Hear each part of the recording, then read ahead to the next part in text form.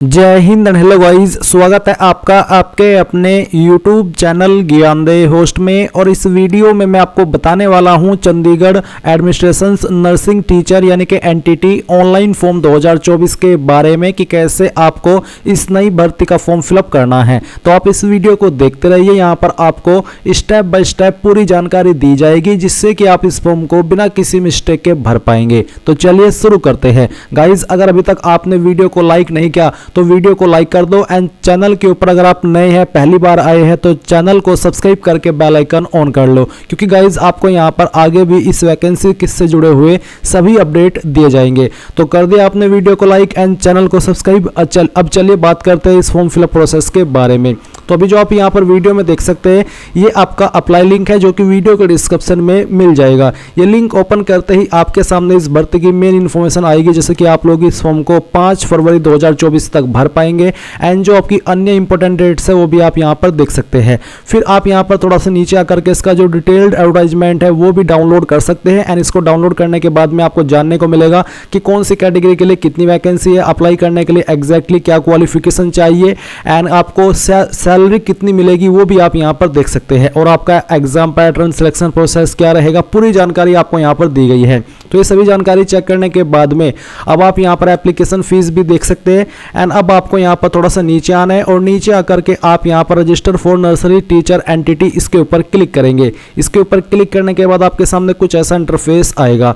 अब आता है application for the post of. तो आप यहाँ पर नर्सरी टीचर सेलेक्ट कर लेंगे क्योंकि इसमें एक ही पोस्ट है। फिर आपको यहाँ पर आपका नाम, एजुकेशनल सर्टिफिकेट जिसमें कि आप 10th के सर्टिफिकेट के अकॉर्डिंग अपना नाम यहाँ पर लिखेंगे। इसके बाद जो आपकी डेट ऑफ बर्थ है वो आपको एंटर करनी है। पहले डे लिखेंगे या फिर आप यहाँ पर कैलेंडर के ऊपर आइए और आपको पहले आपका जो भी ईयर है वो सिलेक्ट कर लेना है, जैसे कि मैं आपको सिलेक्ट करके दिखा रहा हूँ इस तरह से। तो आप यहाँ से ईयर सेलेक्ट कर लेंगे, फिर मंथ और उसके बाद में डे, तो आपकी डेट ऑफ बर्थ यहाँ पर आ जाएगी। फिर आप ईमेल आईडी एंटर करेंगे and then send email OTP इसके ऊपर क्लिक करेंगे। आपकी ईमेल के ऊपर एक ओटीपी जाएगा जो कि आपको यहाँ पर डाल करके वेरीफाई करना होगा। इसके बाद में आपको यहाँ पर अपना मोबाइल नंबर डालना है और फिर सेंड मोबाइल ओटीपी इसके ऊपर क्लिक करना है और उसको ओटीपी को जो आपको मिलेगा यहाँ पर डाल करके वेरीफाई कर देना है। फिर आप यहाँ पर आपका आधार नंबर एंटर करेंगे एंड उसके बाद में जो भी जानकारी आपने यहाँ पर भरी है इन सभी को चेक करते हुए आप रजिस्टर के ऊपर क्लिक करेंगे। रजिस्टर पर क्लिक करने के बाद में आप यहाँ पर देखेंगे कैंडिडेट रजिस्ट्रेशन सक्सेसफुल। और अब आपको यहाँ पर आपकी ईमेल आईडी तो दी ही गई है, साथ ही आपको बोला है कि आपको एक ईमेल सेंड की गई है जो कि आपको चेक कर लेनी है इनबॉक्स के अंदर, या फिर जो आपका स्पैम जंक फोल्डर है वो भी आपको चेक करना है। उसमें आपको आपकी ईमेल मिल जाएगी और यहाँ पर ये जो एप्लीकेशन नंबर है ये आपको नोट कर लेना है। इसके बाद अब गाइज आप प्रोसीड के ऊपर क्लिक करेंगे। प्रोसीड पर क्लिक करने के बाद सेम इंटरफेस आपके सामने आएगा। अब आपको यहाँ पर रजिस्टर नहीं बल्कि प्रोसीड टू ऑनलाइन एप्लीकेशन इसके ऊपर क्लिक करना है। इसके ऊपर क्लिक करने के बाद में कुछ जानकारी आपकी दी गई है और कुछ जानकारी आपको यहाँ पर भरनी है, जैसे कि जेंडर आपको अपना सिलेक्ट कर लेना है। फिर जो आपका फादर नेम है ये भी आपको यहाँ पर 10th के सर्टिफिकेट के अकॉर्डिंग एंटर करना है एंड देन जो आपकी माताजी का नाम है वो भी आपको यहाँ पर एंटर करना है। इसके बाद में आपको मैरिटल स्टेटस बताना है, सिंगल, मैरिड, विडो, डाइवोर्स, जो भी आपका स्टेटस है वो आप यहाँ पर सेलेक्ट कर लेंगे। इसके बाद में गाइज नेशनलिटी में आपकी यहाँ पर इंडियन ही रहेगी क्योंकि आप भारतीय है और भारतीय ही इसमें अप्लाई कर पाएंगे। कैटेगरी यहाँ पर आपकी जो भी है जैसे कि जनरल, एससी, ओबीसी, ईडब्ल्यूएस जो भी है वो आप सेलेक्ट कर लेंगे। अब यहाँ पर एसटी की कैटेगरी देखने को नहीं मिल रही है, तो अगर आप एसटी है तो आप जनरल में ही अप्लाई कर पाएंगे क्योंकि आपके लिए यहाँ पर कोई वैकेंसी नहीं रखी गई है। तो जो भी आपकी कास्ट कैटेगरी है वो आप यहाँ पर सेलेक्ट कर ले। अगर जनरल है तो जनरल, एससी है तो एससी। इसके बाद में यहाँ पर आपके सामने एक सवाल है कि क्या आप पीडब्ल्यूडी कैटेगरी से बिलोंग करते हैं, अगर हाँ तो यस, नहीं तो आप नो करेंगे। फिर आता है कि क्या आप एक्स सर्विसमैन है, अगर आप है तो यस, नहीं तो यहाँ पर भी आपको नो करना है। क्या आपके पास जो इसेंशियल क्वालिफिकेशन है, जरूरी क्वालिफिकेशन है इस पोस्ट पर अप्लाई करने के लिए, क्या वो आपके पास है, तो आप यहाँ पर यस कर दीजिए क्योंकि तभी आप इसमें एलिजिबल रहेंगे अप्लाई करने के लिए। अब आपसे पूछा है कि वेदर वर्किंग ऑन कॉन्ट्रैक्ट या फिर guest teacher in government school under Chandigarh administration, यानी कि जो चंडीगढ़ एडमिनिस्ट्रेशन के अंदर जो स्कूल है क्या आप उसके अंदर एक कॉन्ट्रैक्ट बेस्ड टीचर या गेस्ट टीचर के रूप में काम कर रहे हैं, अगर हाँ तो यस, नहीं तो आपको नो करना है।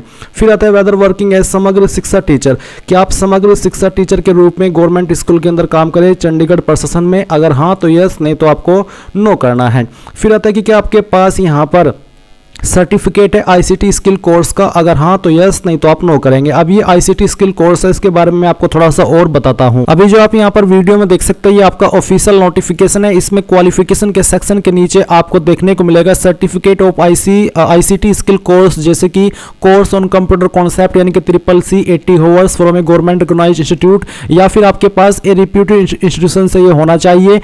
इज एन ISO 901 सर्टिफाइड, जो कि यानी कि इसके अकॉर्डिंग सर्टिफाइड होना चाहिए। या फिर आपके पास department of electronics acceleration of computer course DOEACC से होना चाहिए, या फिर NIE LIT से होना चाहिए। तो कोई भी आपके पास इनमें से कंप्यूटर सर्टिफिकेट होना चाहिए। एंड अब आप उसके अकॉर्डिंग इसमें यस नो करेंगे। जैसे अगर मैं यस करता हूं और अगर मैं नो करता हूं तो यहां पर कोई अभी तो बदलाव नहीं है, बट आपने नोटिफिकेशन चेक कर लिया है, उसके अकॉर्डिंग ही आप यहां पर यस नो करेंगे। अब आपसे पूछा कि क्या आप एक डिपार्टमेंटल कैंडिडेट है, यानी कि ऑलरेडी यहां पर काम कर रहे हैं इस डिपार्टमेंट के अंदर, तो यस, नहीं तो आप नो करेंगे। इसके बाद proceed next to address detail, इसके ऊपर क्लिक करना है। अब आपको यहां पर आपके एड्रेस की इंफॉर्मेशन देनी है। पहले आपका प्रेजेंट एड्रेस और नीचे है परमानेंट एड्रेस। तो जो आपका प्रेजेंट एड्रेस है वो आप यहां पर कोरेस्पोंडेंस एड्रेस में भरेंगे। पूरा एड्रेस आप इस लाइन में भर दीजिए। फिर यहां से जो आपकी स्टेट है वो आपको सिलेक्ट कर लेनी है। डिस्ट्रिक्ट आपकी कौन सी है वो डिस्ट्रिक्ट आप सिलेक्ट कर लेंगे।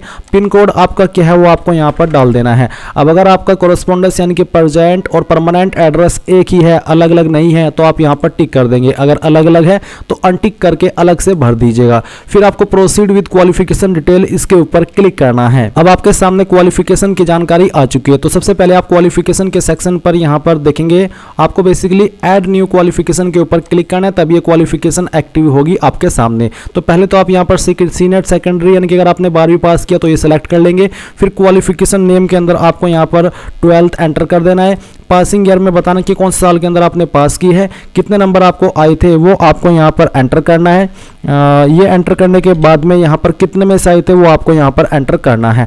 अगर आपके नंबर CGPA के अंदर है तो आप उनको परसेंटेज में कन्वर्ट करके यहाँ पर फिल करेंगे। नहीं तो आप देख सकते हैं अगर परसेंटेज में कन्वर्ट नहीं कर रहे तो आप बताइए कि आपके नंबर परसेंटेज में है या ग्रेड में या फिर CGPA में। अगर ग्रेड या CGPA है तो आप वो सिलेक्ट कर ले, अगर परसेंटेज है तो परसेंटेज ही यहाँ पर रहने दें और जो भी आपकी परसेंटेज थी वो आप यहाँ पर लिख देंगे। सब्जेक्ट आपके पास क्या क्या थे वो आप यहाँ पर लिख देंगे। आपके बोर्ड का क्या नाम था वो यहाँ पर आप डालेंगे। डिग्री मोड में आप बताइए कि आपने रेगुलर की है, प्राइवेट की है या फिर डिस्टेंस की है। अगर रेगुलर तो आप रेगुलर सेलेक्ट कर ले, फिर सेव क्वालिफिकेशन के ऊपर क्लिक करके इसको सेव कर दे। तो गाइज यहाँ पर आप देखेंगे कि ये जो क्वालिफिकेशन है वो आपकी इस तरह से ऐड हो जाएगी। अभी आपको यहाँ पर ऐड न्यू क्वालिफिकेशन के ऊपर क्लिक करना है और जो आपके पास सेकंड क्वालिफिकेशन है जैसे कि diploma in nursery teacher education या फिर diploma in pre school education या फिर diploma in early childhood education programme या फिर B.Ed नर्सरी, तो जो भी आपके पास क्वालिफिकेशन है वो आप यहाँ पर सेलेक्ट करेंगे एंड देन सेम तरीके से उसकी जानकारी भरेंगे। फिर आपको क्वालिफिकेशन का नाम फिर से एंटर करना है, पासिंग ईयर डालना है, मार्क्स ऑब्टेन डालना है, टोटल मार्क्स डालना है, नंबर किसके अंदर है वो सेलेक्ट करना है। फिर सब्जेक्ट यहाँ पर लिखना है, किस बोर्ड या फिर यूनिवर्सिटी के द्वारा आपने पास किया उस यूनिवर्सिटी का नाम आप यहाँ पर लिखेंगे। डिग्री मोड आप यहाँ पर सेलेक्ट कर लेंगे एंड देन सेव क्वालिफिकेशन के ऊपर क्लिक कर देंगे। फिर ये क्वालिफिकेशन भी आपके यहाँ पर नीचे की तरफ ऐड हो जाएगी। अब गाइस ये जानकारी आपके यहाँ पर सेव हो चुकी है एंड अब आपको नीचे proceed to fill ICT details इसके ऊपर क्लिक करना है। इसके ऊपर क्लिक करने के बाद में यहाँ पर ICT कोर्स के बारे में मैं पहले भी जानकारी दे चुका था और अब आप यहाँ पर एक बार फिर से देख लीजिए।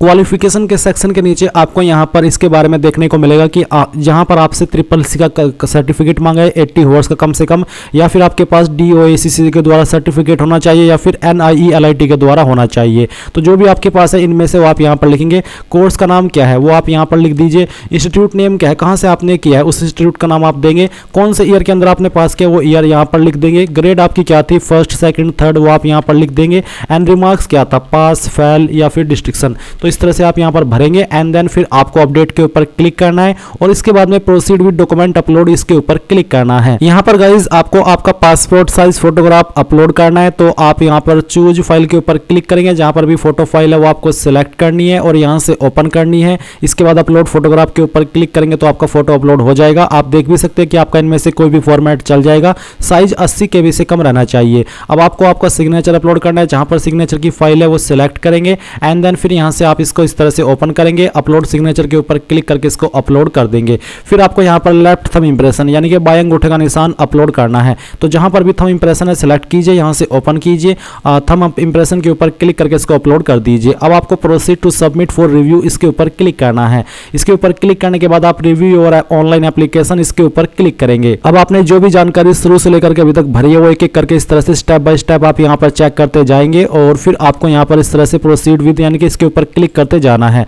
तो इसके ऊपर क्लिक करने का मतलब है कि आपने सभी जानकारी चेक कर ली। अब आपको proceed to submit for review यहाँ पर क्लिक करना है एंड देन अब आपको यहाँ पर I have reviewed my application इसके ऊपर क्लिक करके प्रोसीड फॉर अंडरटेकिंग इसके ऊपर क्लिक करना है और यहाँ से ओके कर देना है। ओके करने के बाद में ये आपके सामने अंडरटेकिंग आएगा, आपको उसको रीड करते हुए यहाँ पर टिक करना है and then guys proceed to submit final application इसके ऊपर क्लिक करना है और यहाँ से ओके कर देना है। अब आप देखेंगे कि आपका फॉर्म सबमिट हो चुका है और आपके ऊपर जो फीस एप्लीकेबल है वो आपको देखने को मिल रही है। अभी आप प्रोसीड टू पे इसके ऊपर क्लिक करेंगे, यहाँ पर गाइस आपको प्रोसीड टू पे पर क्लिक करना है एंड देन आपके सामने फीस का अमाउंट आ चुका है। आप अपनी application fees net banking, debit card, credit card, UPI यानी कि जिस भी माध्यम का इस्तेमाल करके जमा करना चाहे कर सकते हैं। जैसे ही आप फीस जमा कर देंगे आपको इसी वेबसाइट पर रिडायरेक्ट किया जाएगा जहां से आपने फॉर्म फिल करना स्टार्ट किया था और आप अपने फॉर्म का फाइनल प्रिंट आउट ले पाएंगे। तो इस तरह से गाइज आप लोग चंडीगढ़ नर्सरी टीचर यानी कि एनटीटी ऑनलाइन फॉर्म 2024 को भरेंगे। आई होप ये प्रोसेस आपको पसंद आया होगा। So thanks for watching. जय हिंद।